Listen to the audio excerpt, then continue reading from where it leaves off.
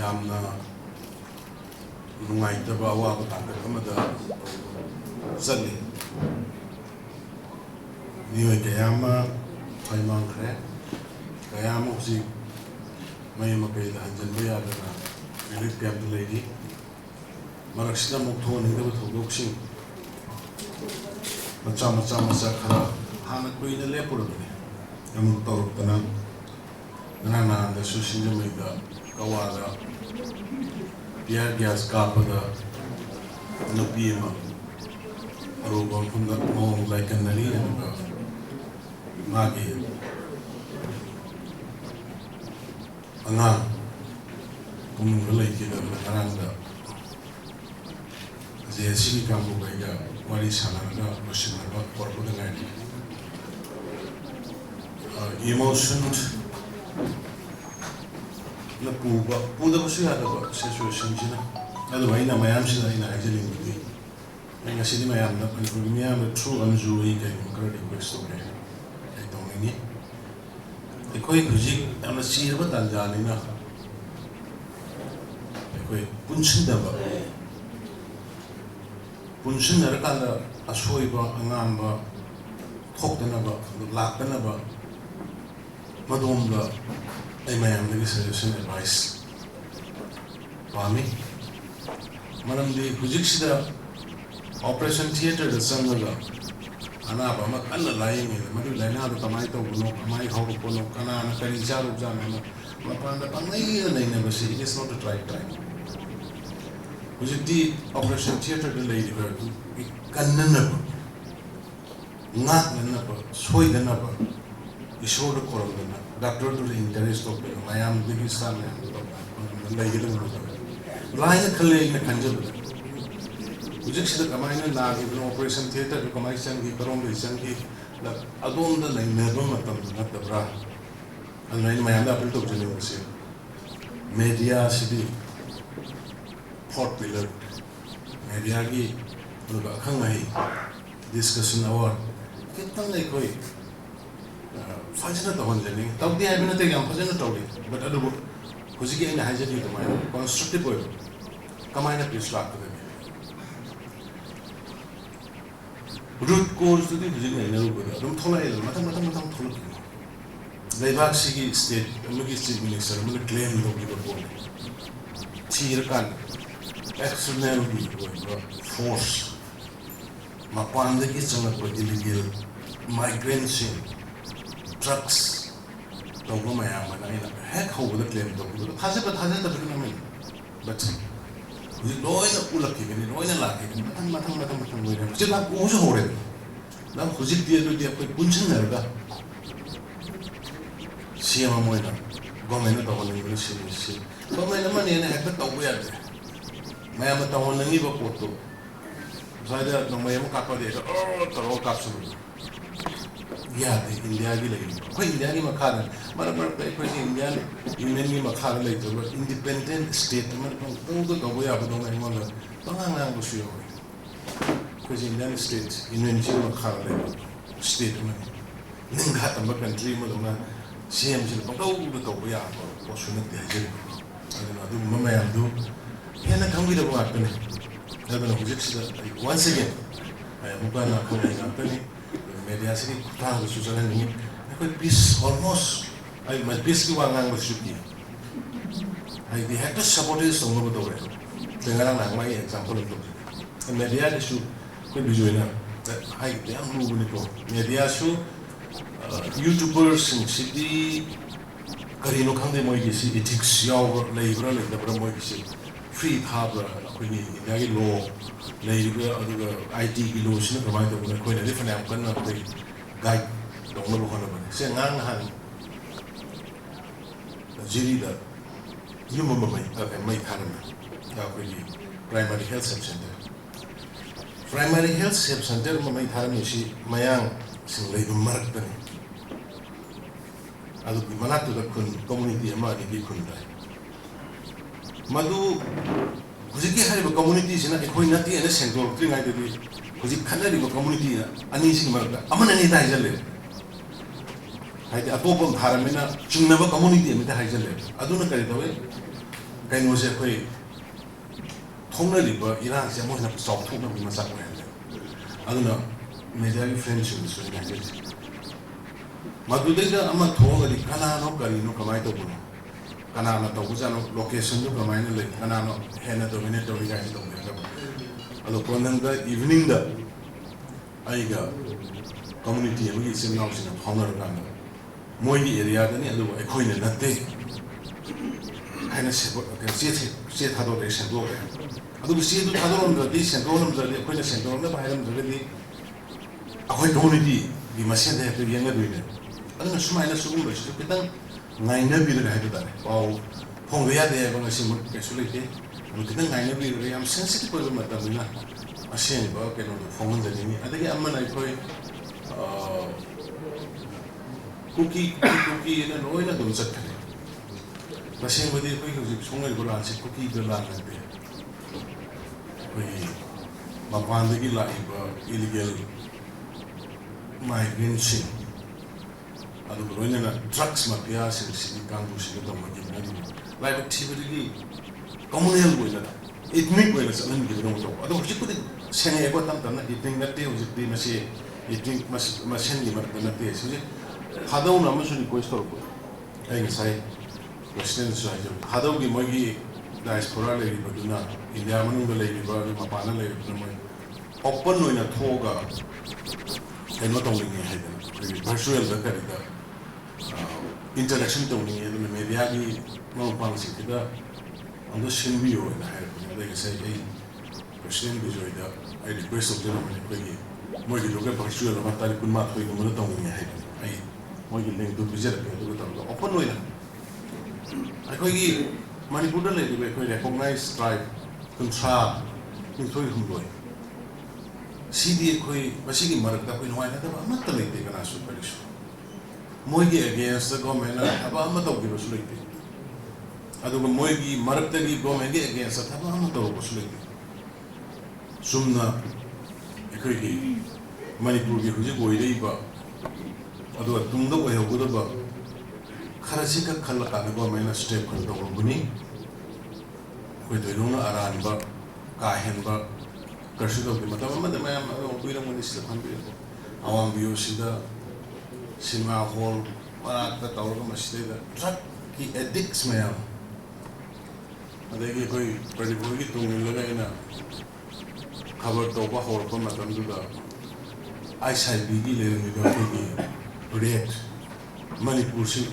to ki markan ICIB ki yo matam duda le ko kai ama adu ko mayam ama khabar to le thena ki ba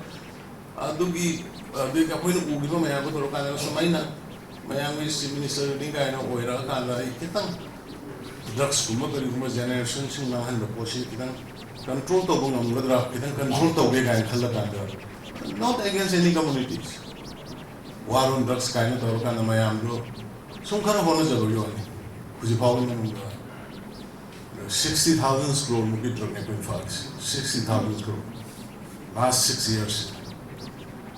the poppy plantation and 18,000 hectares. Ado suguma maya midi nungai roi soi bukan bu do masanta but ai aseng bati ai madu kana ko community na madabi do ya hoi ai na dija forest kan na bo ne wai thogi do de ching phaja da masjid yam phaja ge mo ching lambi do sma ina sa da kana ma de isang sang lo no tha ge bing ho ko le ma matam do ching do ina tangkai ka khara ga to ma ya jing ka da na te ba ina eviction do je de iba nai ge hinga langor wai tho apang khuding de ne ba to je alo one community ro da pushing de he ho ne bi alo please ai gi ne ja ge friends na madu gi mayam da sum thu pio community amtagi against koi work to de to chu to roi koi recognize the Israeli tribe kuntra ni thoi hum roi ni apun ba bani purni the gadget power form na phajana black and white goina thamni hoi ai khara che akoi no majing hills idak dang le no majing hills sadar hills sa hapu le langul ji sanapati da sing le ro sum ba khara administrative convenience ni hire ga administrative convenience ki ko ram de report kar set to civil kar do mayam gi yenga ga state ki yengaga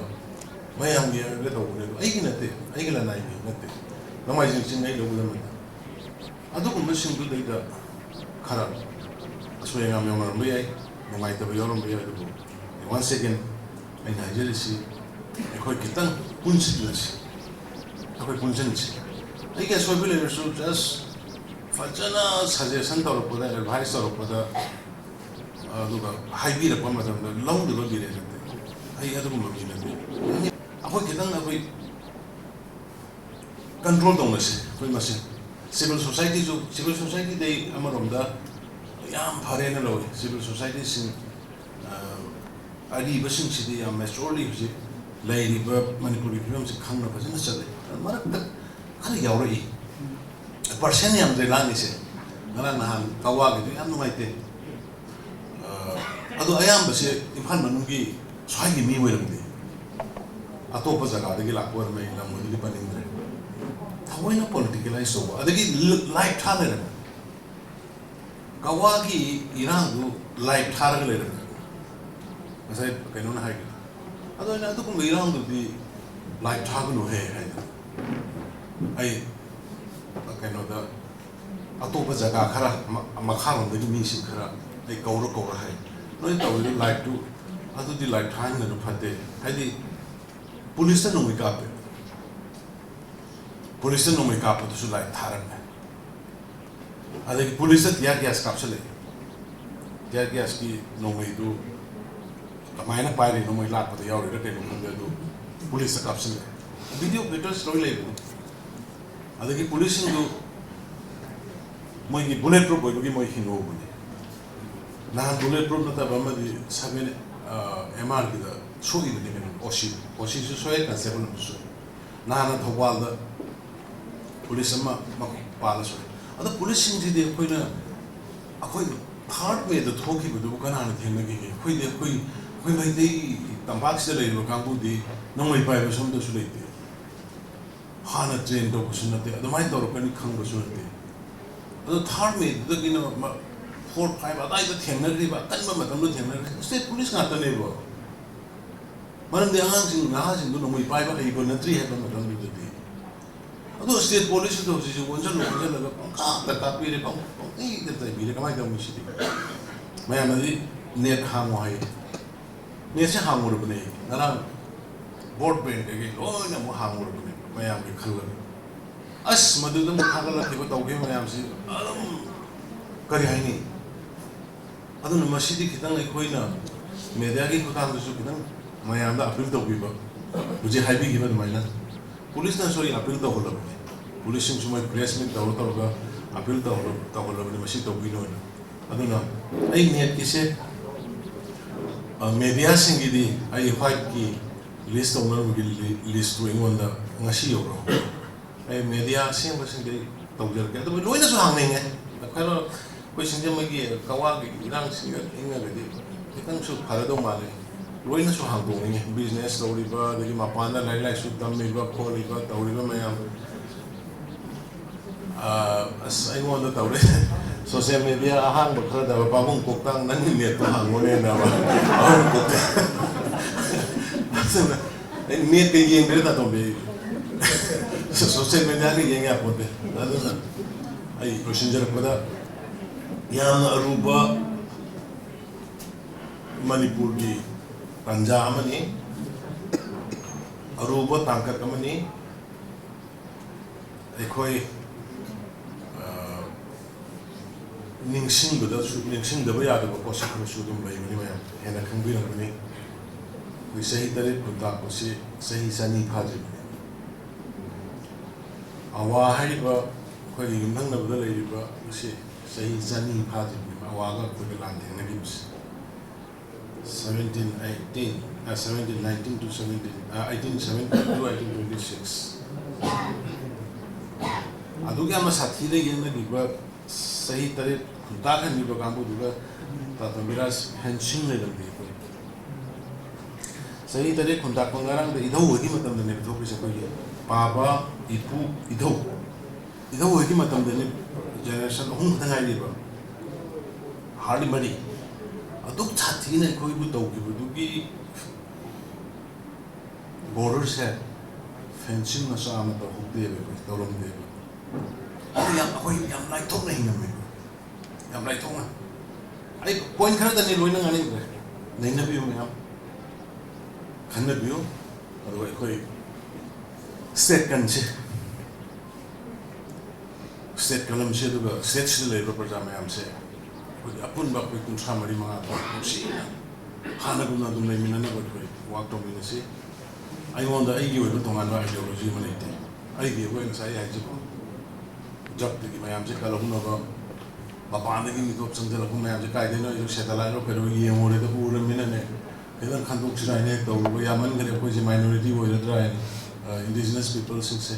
native people se adum mo ki khara sum to ro ne ana gum sin yam lan u de ki to bo yawi madu yembi kano sim minister mo wera gadi magi zati do kan no hona ba magi marai ba tu kan no hona ba si ai masana ta abrai khali adu tawron dana pakasa ki bisu yang leo kaspai de sakki bisu ai sunu ai salam be da go to hills go to villages adagi doorstep delivery startup manipur do kali bu tawron da re miss femina ta khula ni Tri-Nation International Football Tournament of Play, Duran Cup of Play, G20 of Play, Curry one of them. I should mind them no I celebrate, but I don't know I see him with Salamaga. Say Tarai Matumba de Quidi, Kumi Matumba de Quid, Curry way to get this week. Upon way the color by that, Nanambe, Sumambe, but I do in a day. And I come back and Curry Mokrata who do they indigenous people. Native people in machine to yam the bari soi batare na khal ga to jike bani aduna question jar pada ai net ki kali gidu mai project chalaga ai review dog jage brahan to so han se to bu mai am ina once again ina appeal to jari se ai appeal to jari se kaino da kali ko irang masa ma thok pada hekta exaggerate to na ba insight to na ba madu gi chauthong na gi posim tan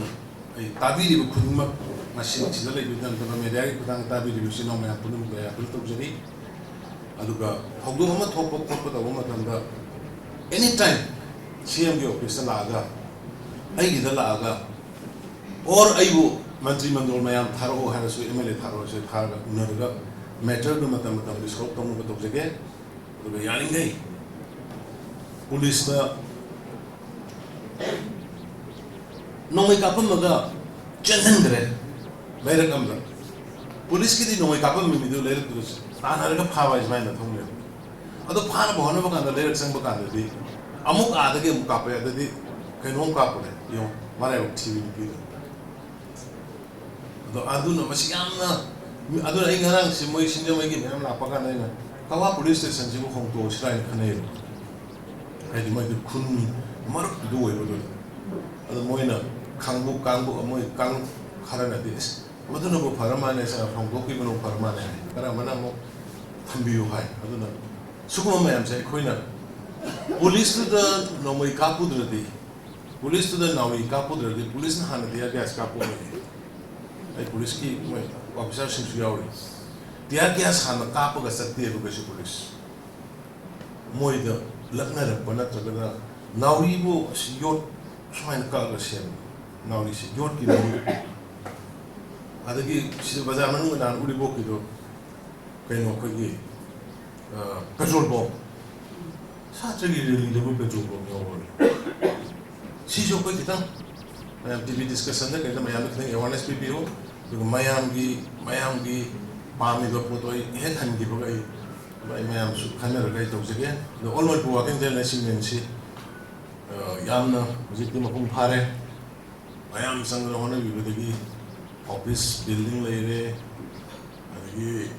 I am there is Kangugi pencil scheme. Same SD card ki I am